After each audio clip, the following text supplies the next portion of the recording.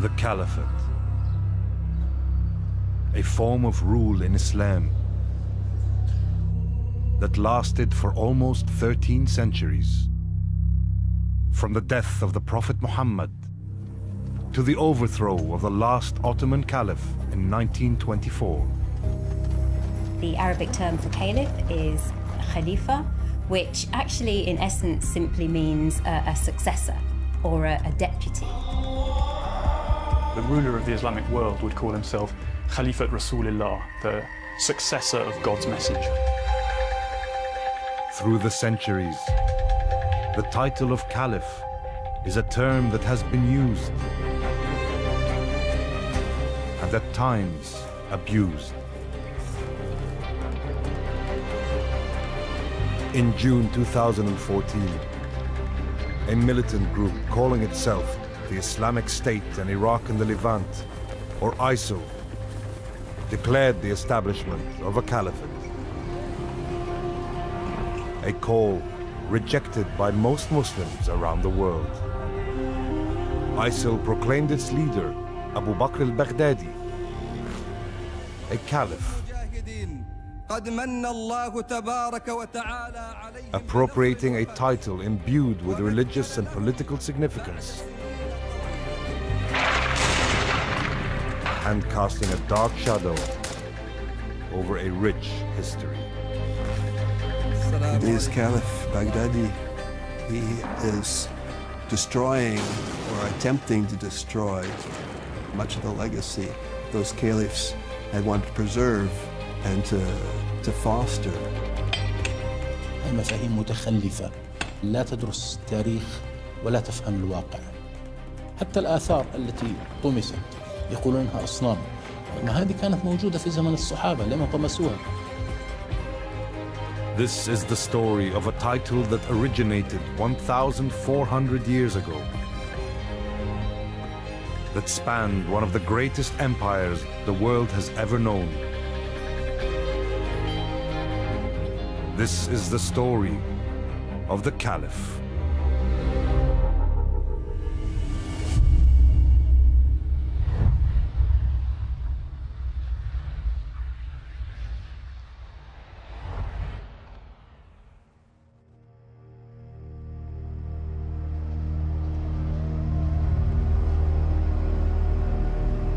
Medina, Saudi Arabia.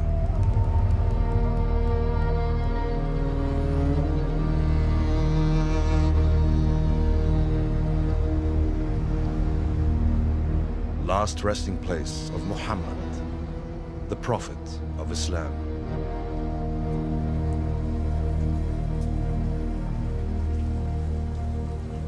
It was here, in June of the year 632, that he died after a brief illness. The Prophet left behind a young and vibrant Islamic state, uniting most of the tribes of the Arabian Peninsula, with Medina as its capital. طبعا كان وضع حساس للغاية، لأنه صفات النبي اللي جمع بين السلطة الروحية والسلطة الزمنية صعب جدا انه اي شخص يقدر يجمع بين هالصفتين يعني. بس كان في مصلحة بطبيعة الحال لاستمرار نشر الرسالة اللي كان هو الواجب الأساسي انه يكون في قائد.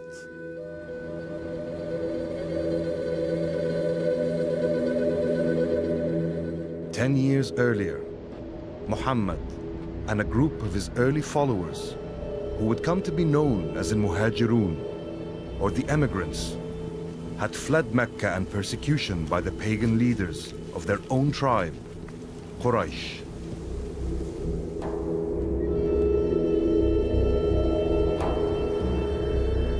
The Prophet and the emigrants were given shelter by the citizens of Medina, who would thereafter be called Al-Ansar, meaning the supporters.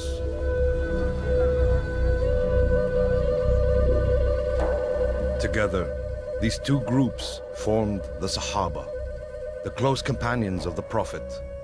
His successor would come from one of them.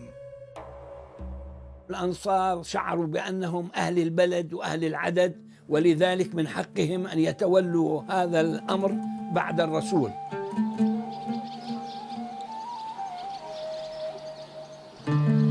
In a humble building that used to stand on the site of this public garden, the supporters gathered to decide which of them would be the Prophet's successor. But two of the leading emigrants, Abu Bakr and Omar, interrupted their deliberations. المهاجرون ردوا أنه نحن الذين تركنا بلادنا وهاجرنا، نحن الأهل الإسلام الأول إلى غير ذلك. كانت المحاججة مبنية على أساس ديني. After hours of heated debate, the claim of the emigrants was judged to have precedence. أبو بكر قال: أترضون عمر؟ قال: لا أتقدم عليك، أنت الذي كنت تتولى الصلاة بعد الرسول، أمدد يدك أبايعك. لذلك أسرع وبايعه. هذه السرعة هي التي حلت المشكلة، لأنه بعد أن بايع عمر قدم كبار الأنصار فبايعوا. In a humble building in Medina, a new age had begun. A new title written into history. A title that would ring down the ages. The first Caliph of Islam, the successor of Muhammad, was to be Abu Bakr as-Siddiq.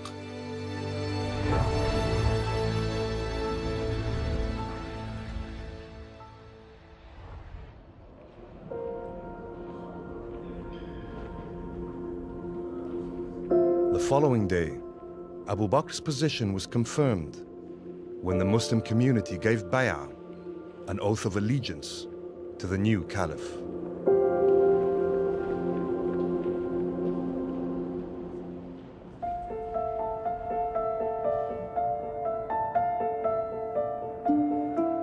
O people, a big task has been assigned to me. Now it is beyond doubt that I've been elected your emir, although I'm not better than you. Obey me as long as I obey Allah and His Prophet. When I disobey Him and His Prophet, then obey me not.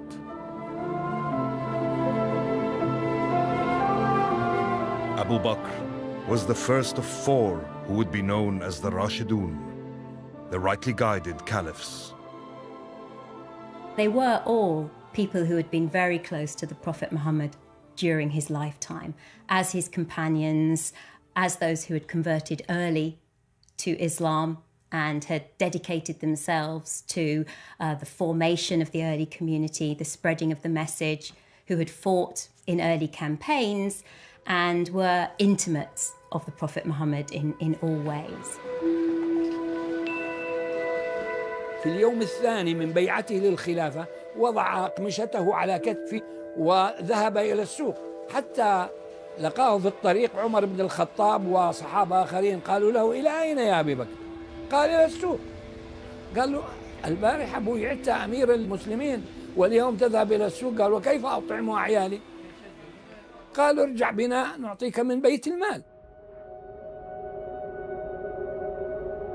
Abu Bakr was a profoundly spiritual and modest man.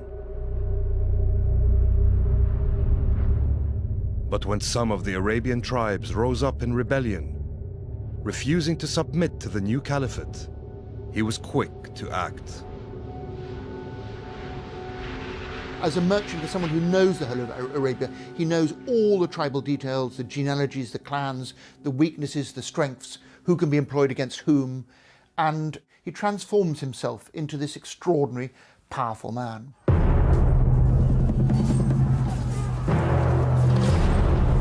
Abu Bakr declared war on the rebel tribes, and after a year of heavy fighting, he emerged victorious.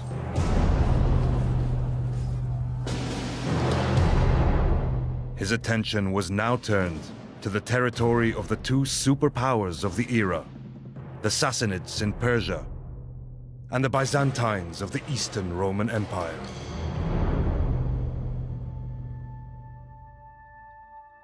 In an audacious move, taking on both empires at once, he launched the Muslim conquests. But crucially, he gave his men orders to preserve, not destroy.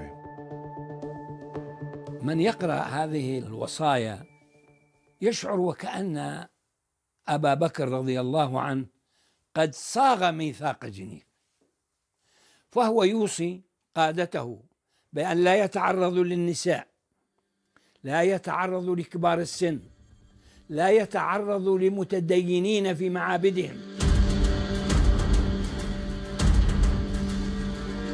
Abu Bakr's commander in the east, Khalid, made good ground in Iraq fighting the Sassanids.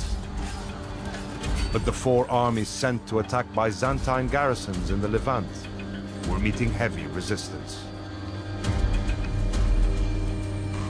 On the Caliph's order, Khalid quickly moved his men across the desert to the western front. In August 634, on the fields of Ajnadin, here in Palestine, the Muslim armies gathered to take on the might of Byzantium in battle. لما التقى خالد بن الوليد مع الجيوش الأربعة وجد أن الروم قد حشدوا حشدا هائلا، وأن الجيوش الإسلامية كل قيادة تقاتل من غير تنسيق مع الأخرى، فقال لهم كلمة مهمة، قال: إن فرقتكم أنفع لعدوكم من أي مدد، فأعطوني القيادة في اليوم الأول، فحسم المعركة في اليوم الأول. But in the wake of victory at Ajnadin, and after just 2 years as Caliph, Abu Bakr died at the age of 61. There's no moment where there's an election or a council and we just have this placement, as it were, like a vice president coming onto the throne of the Caliph when Omar comes there. Over the next 10 years, Omar, the second rightly guided Caliph, would show himself to be a great strategist and state builder.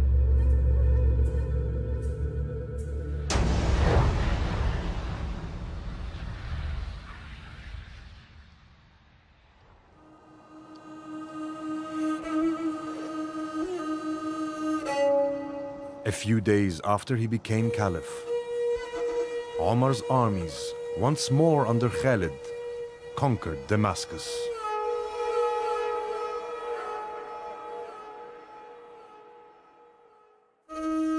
But Khalid was soon to be stripped of his command. ربما الغرور يصيب المنتصر أحيانا، وربما بدت لعمر بعض هذه الظواهر عند خالد فأراد أن يوقفه عند حده، لأن منهج عمر بن الخطاب إنما انتصرنا بالإسلام ولم ننتصر لا بعمر ولا بخالد.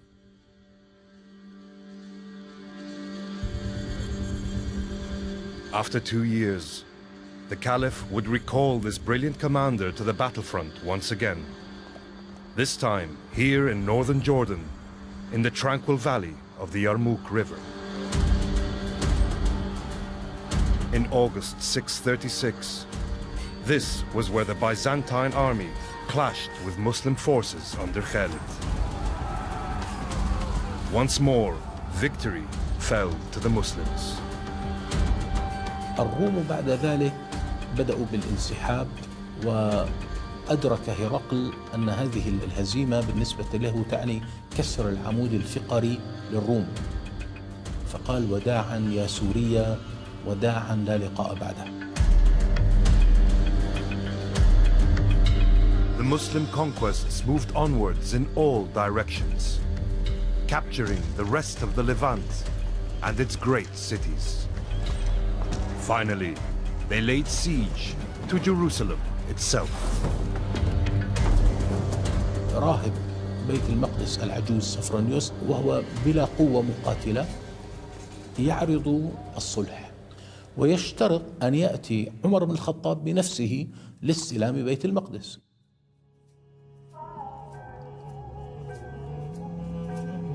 Jerusalem's significance lay, as it still does today, in its position as a holy place for the three great monotheistic religions: Judaism, Christianity, and Islam. Only for Jerusalem was Omar prepared to make his first and last journey as Caliph.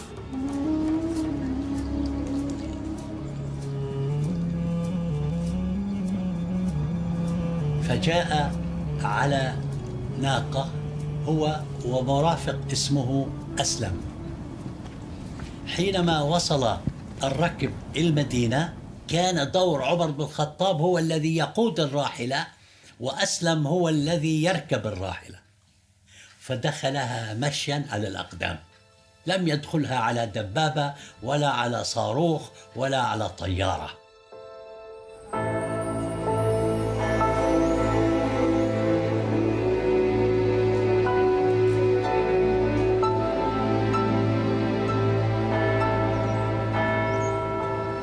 Sophronius the patriarch welcomed Umar, gave him the keys of the city, and then told him to come and pray in the Holy Sepulchre, the holiest church of Christendom. Umar said, "No, I will not pray here." And when the patriarch asked why not, he says, "Because if I pray here, then after me, Muslims will come and want to pray here, and they'll take this church from you, and I want you to have this church."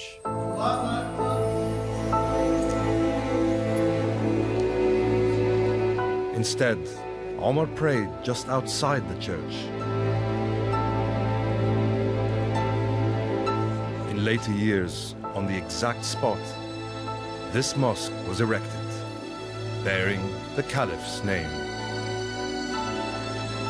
To this day, a copy of the pledge that Omar gave to the Christians of Jerusalem can be seen hanging on the walls of this mosque.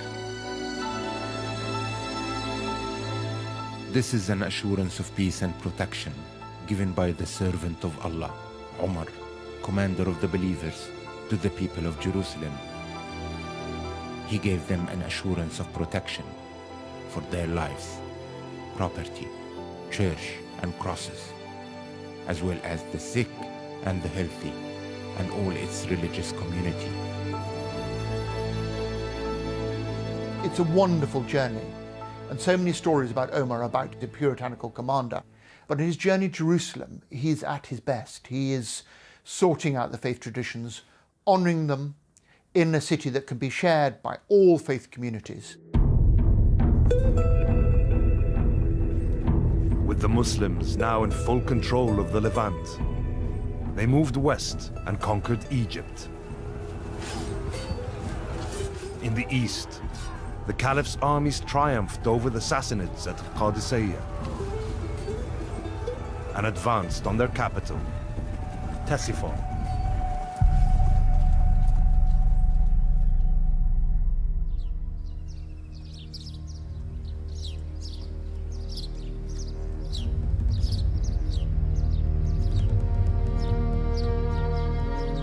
At the time, the largest city in the world,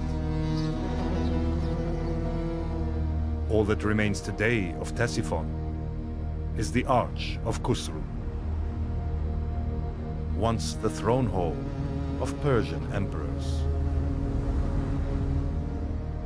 You have to remember that the two great superpowers of the Byzantine Empire and the Sassanid Persia had bestrode the world for the last 400 years. They were the dominant powers. I mean, if you're putting it in a modern parlance, it's a bit like the Eskimos taking on the United States of America and Russia.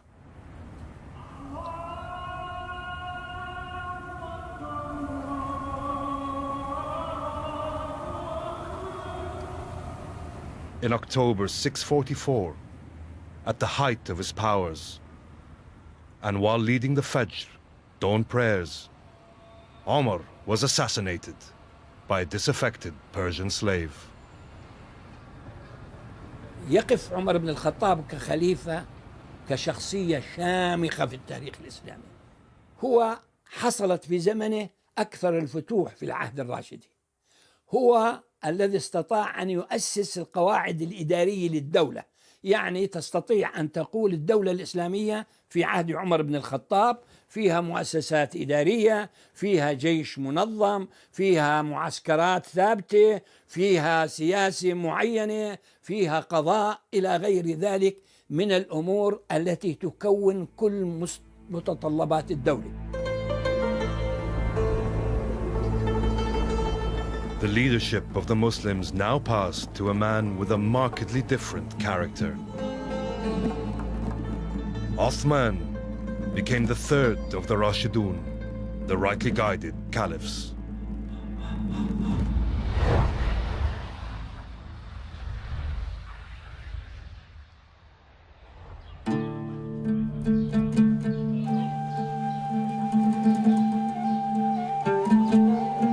A shrine in Kairouan, Tunisia.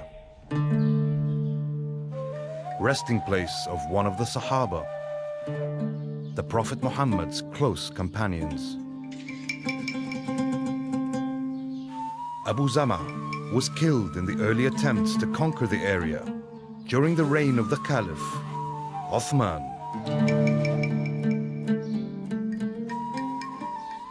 الحملة المنظمة الأولى هي حملة عبد الله بن سعد بن أبي سرح اللي هو أخ عثمان من الرضاع. دخلوا العرب وكان الجيش حوالي 20,000 عسكري وانهزمت السلطة البيزنطية.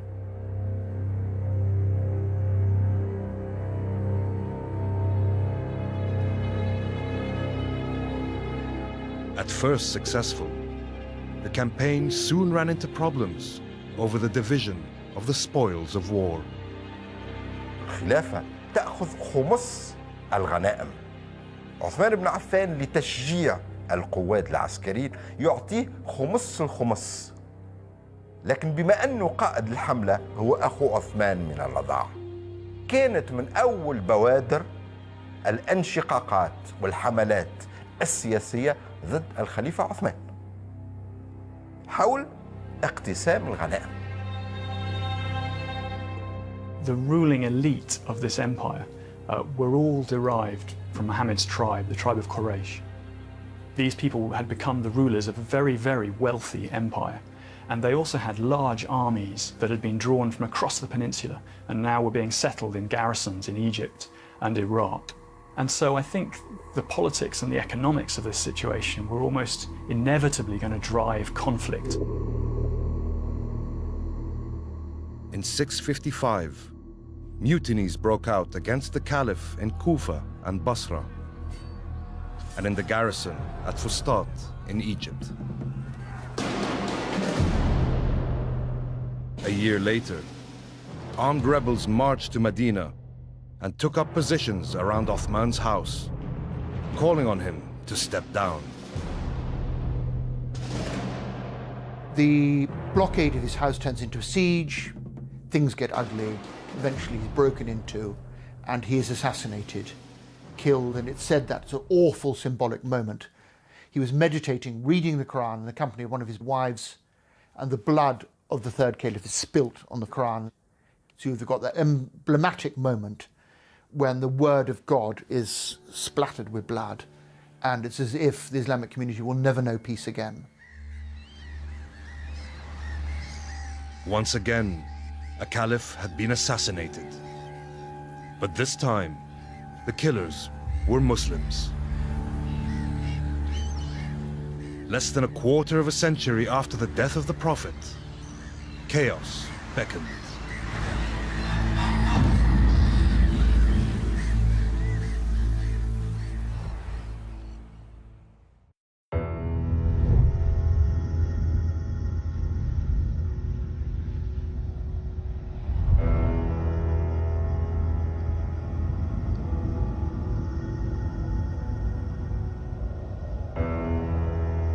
The year 656.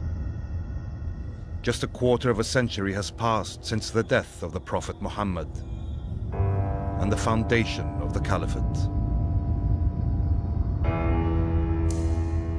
The third caliph, Uthman, has been murdered by a group of rebels in the capital, Medina. بعد مقتل عثمان رضي الله عنه كان الذي يسود المدينة هو جو الفوضى. الثوار كانوا يضغطون على علي بن أبي طالب ويقول لهم هذا الأمر ليس لكم وإنما هو لأهل الحل والعقد من المهاجرين والأنصار. Ali, cousin and son-in-law of the Prophet, yielded to the pressure, becoming the fourth of the Rashidun, the rightly guided caliphs. He immediately is plunged, far from being a spiritual sort of master, philosopher, poet, theologian, he's plunged into having to cope with a very, very murky political waters.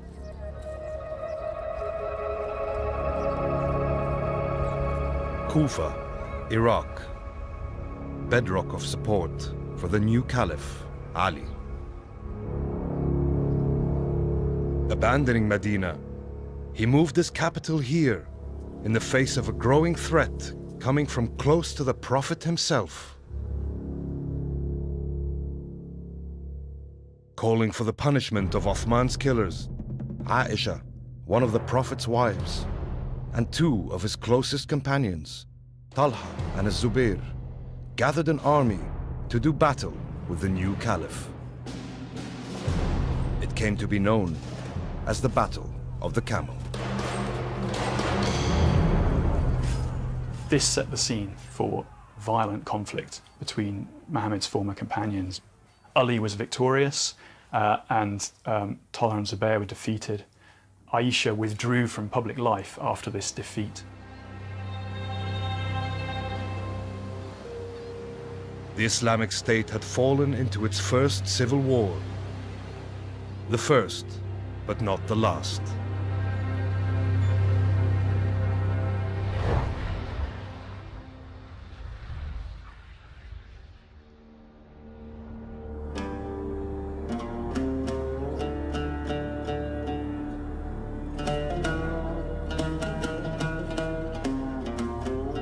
Damascus, the Syrian capital.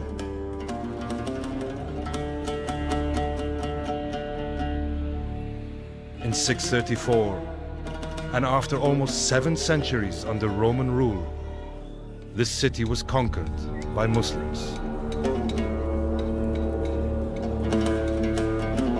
Muawiyah, an army commander, was appointed governor of Damascus, and later the entire province. معاوية بن أبي سفيان مكث في الشام واليا بحدود 20 سنة فاستطاع أن يصطنع الناس ويعاملهم بطريقة سياسية. هو لم يضيق عليهم وسمح لهم بالعيش كما يراؤون. لذلك الشاميون شعروا بأن معاوية هو الأصلح إليهم. Muawiyah came from the same family of the Quraysh tribe, the Umayyads, as the murdered Caliph Uthman. He refused to give the oath of allegiance to the new Caliph, Ali.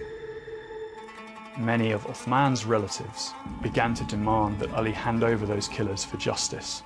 And the center of Umayyad resistance to Ali was Syria, which was governed by a member of Uthman's family, his second cousin, a man called Muawiyah. In 657, Ali marched northwards to quell Muawiyah's mutiny. They met at a battle called the Battle of Siffin, which was inconclusive, and they agreed to negotiate. This proved to be a canny decision on the part of Muawiyah because it split Ali's support. Some of his supporters felt that he shouldn't be negotiating. As the Caliph, he should just fight until he'd established his power.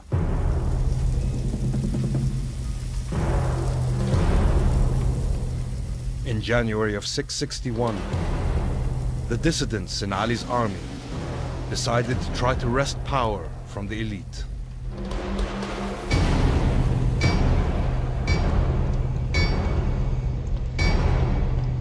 They planned to assassinate Ali, Muawiyah, and his ally Amr, the governor of Egypt.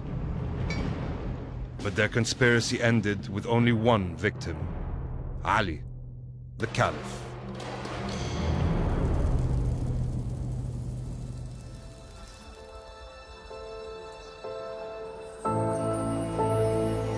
After 3 decades, the first chapter, the era of the Rashidun, the rightly guided, was over. كان الصراع بين رجل خليفة وقره الدين والتقشف والرؤية العلمية الدينية، وبين الشخص الداهية السياسي معاوية بن أبي سفيان. ونرى بأن السياسة هنا تغلبت على البساطة والتقشف والورع الديني. Muawiyah emerged triumphant, establishing the Umayyad Caliphate.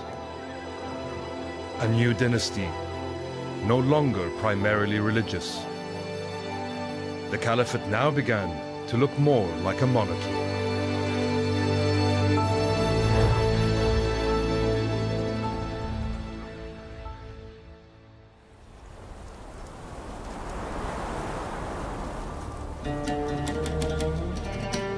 The ruins of Anjar in eastern Lebanon.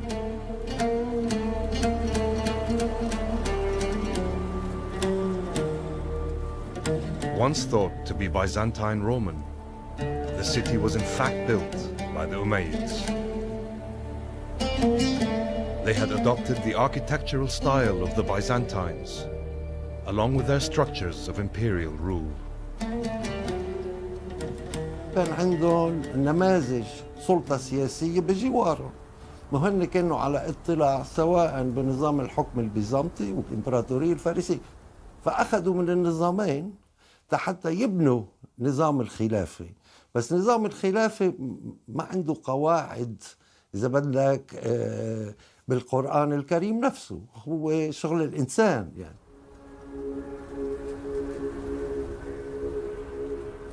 Under Muawiyah, the Caliphate changed its form.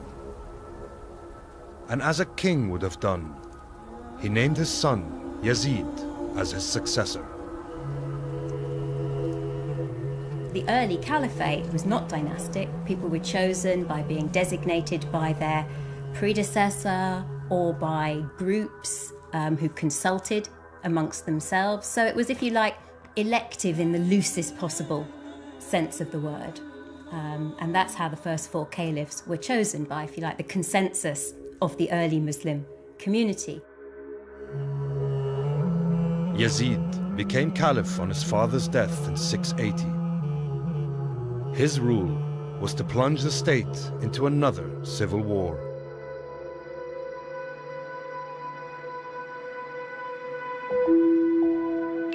In Medina, the first capital, powerful figures in the Muslim community were beginning to build strong opposition to Yazid.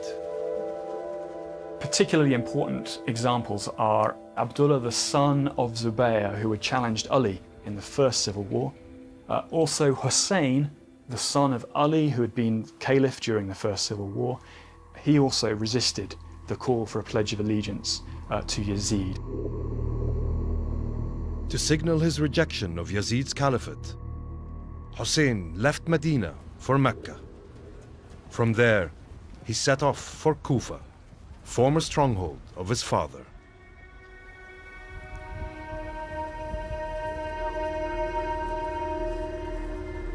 But in October 680, here in Karbala, Iraq, Yazid's forces trapped and killed Hussein and most of the members of his family. Nonetheless, opposition to Umayyad rule was far from over. Abdullah ibn Zubayr refused to pledge allegiance to Yazid. He described himself as the one who seeks sanctuary in God's house, and went to Mecca, sought refuge there.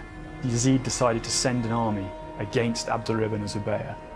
But Abdullah ibn Zubayr was saved by the premature death of Yazid. At that moment in 683, he proclaimed himself caliph. Meanwhile, in Damascus, Muawiyah II son of Yazid, was installed as the third caliph of the Umayyad dynasty. But within a few weeks, he died leaving no son, no successor. A power vacuum seized on by the rival caliph in Mecca.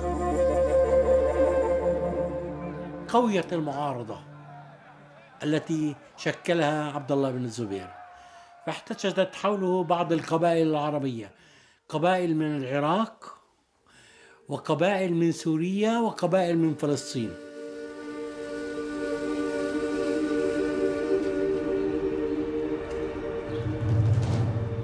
Amman, the Jordanian capital.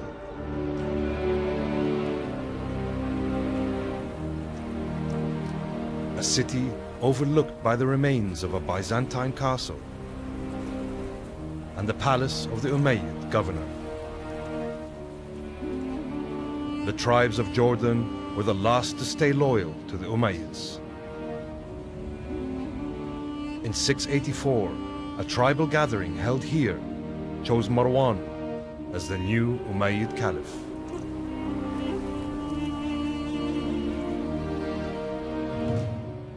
And it was his son, Abd al-Malik, who would reunite the Islamic State under the firm rule of the Umayyads.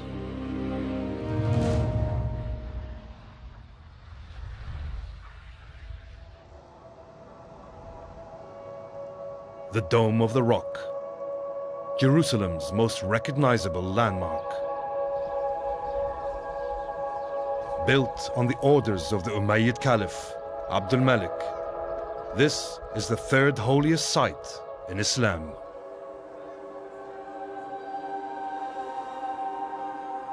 But at that time, the two most holy sites, the mosques of Mecca and Medina, lay in the hands of the Umayyads' rival caliph, Ibn Zubayr. In 691, Al-Hajjaj, a ruthless Umayyad general, set off for Islam's holiest place with a powerful army. Abd al-Malik sent him to besiege Mecca and defeat Ibn Zubayr, perhaps because Abd al-Malik himself didn't want to be too closely associated with the damage to the shrine. Al-Hajjaj put Mecca under siege, and a desperate Ibn Zubayr took shelter in Islam's most sacred shrine, the Kaaba. But Al-Hajjaj was not to be deterred and bombarded it with a catapult. After 8 months of determined resistance, Ibn Zubayr was killed in last-ditch fighting. واستطاع عبد الملك بن مروان أن يعيد توحيد الدولة الإسلامية مرة جديدة وأن يعيد سياستها بشكل رائع ويقوم بحركة الفتوحات ومنجزات كثيرة تحسب لعبد الملك بن مروان في سياق بناء الدولة العربية الإسلامية. After 2 decades as Caliph, Abd al-Malik bequeathed a legacy of stability to his son, Al-Walid. On that foundation, Al-Walid would build a still greater empire.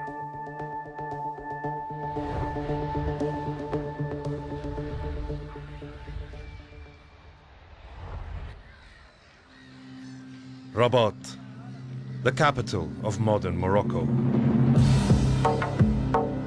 It was here in 708 that the armies of the Umayyad Caliph Al-Walid reached the Atlantic coast. After more than 50 years of fierce resistance by local Berber tribes, the Muslims had finally conquered the whole of North Africa. يعني حوالي نصف قرن من الكر والفر، من انتصارات وانهزامات، من استقرار ورجوع إلى الشرق، وهذا شيء مخالف لما وقع بالشرق. Having been conquered, the Berbers discovered that Islam had much to offer and began to convert and assimilate. One of them Tariq ibn Ziyad was about to write his name in history. Jabal Tariq, the mountain of Tariq. Gibraltar, southern tip of the Iberian Peninsula. It was here in the spring of 711 that Tariq's army of Berbers landed after crossing the Mediterranean.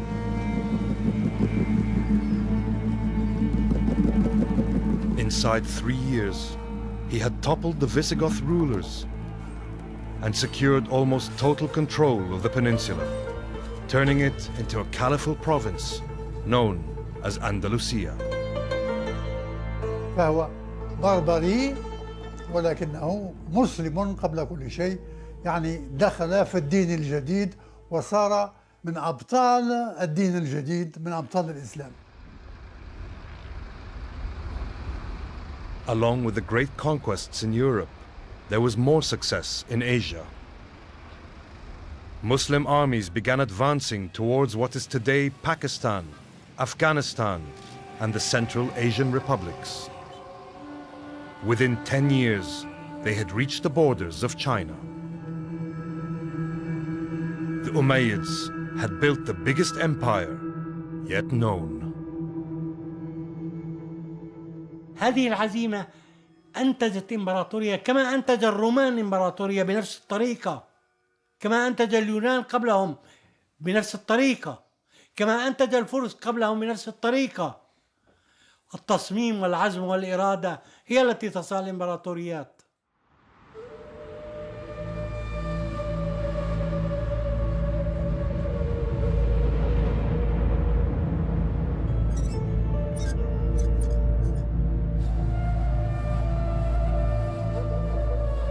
Unlike the traditions of early Islam, the walls of Qusayr Amra in the Jordanian desert are painted in a Byzantine style. Here, Al-Walid is depicted not as a religious figure, but as an emperor.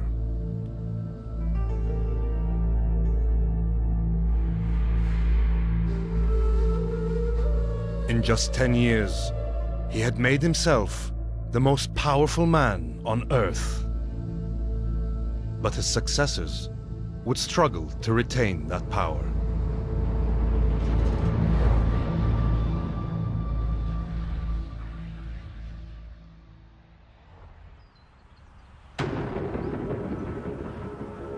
The Pyrenees, the daunting natural barrier between Spain and France. In 732, under the command of Abd al-Rahman al-Ghafiqi, the governor of Andalusia, Muslim forces crossed these mountains into French territory.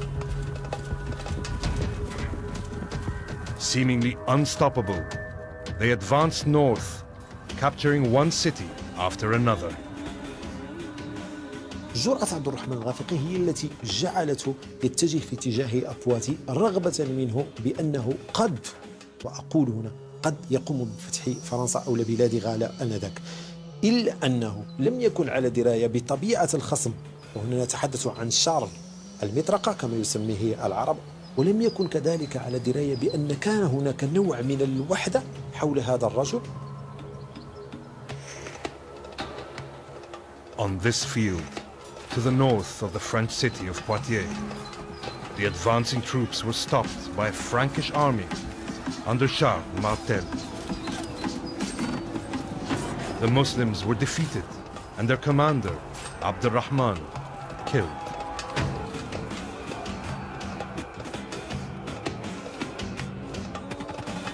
Muslims remember this battle as the Martyrs' Yard, but European history knows it as the Battle of Tours, a victory that stopped the northern spread of Islam and saved Christian Europe.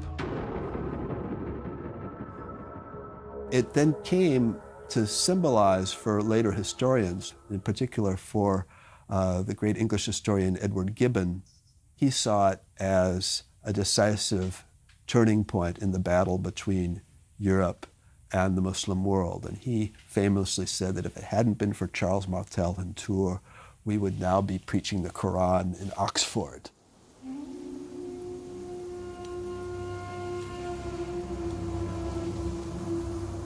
This defeat in Europe in the reign of the 10th Umayyad Caliph, Hisham, brought an end to Umayyad invincibility.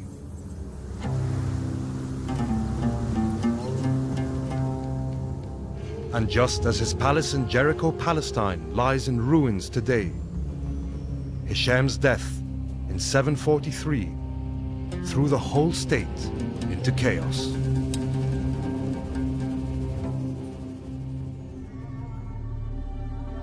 After almost 2 years of Umayyad family infighting over the caliphate, Marwan II emerged as the 14th and last Umayyad Caliph. ثم جاء في الأخير مروان بن محمد كان قد يعني اتسع الفتق ولا يستطيع أن يلقيه.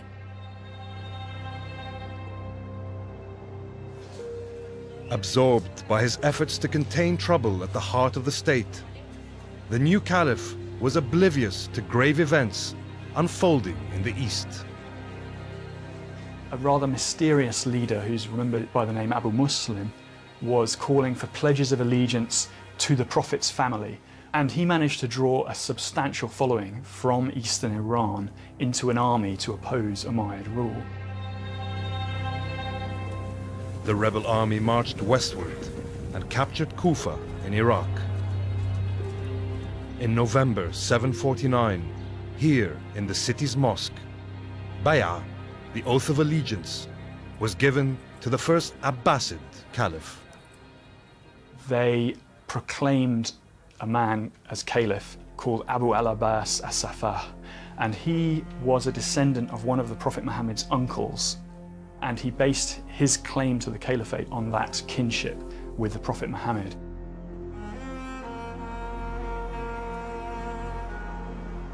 In January 750, on the banks of the Zeb River in Iraq, the Umayyads, led by their caliph Marwan, fought their last battle against the Abbasid army. After a heavy defeat, Marwan escaped westwards. That summer of the year 750, he was killed by the Abbasids. After 90 years in power, the Umayyad Caliphate had been brought to an end. Why the Umayyads lost power and what exactly happened in the Abbasid revolution is a difficult question, but it seems to be related to this ongoing sense that the Prophet's family had a right to rule the caliphate. And this was a problem that the Umayyads never really successfully contained. Some Muslims believe that the caliphate should always have remained strictly within the Prophet's bloodline. This belief would lead to the biggest split in the history of Islam. A split which is still exploited to this day. The centuries-old divide between Sunni and Shia.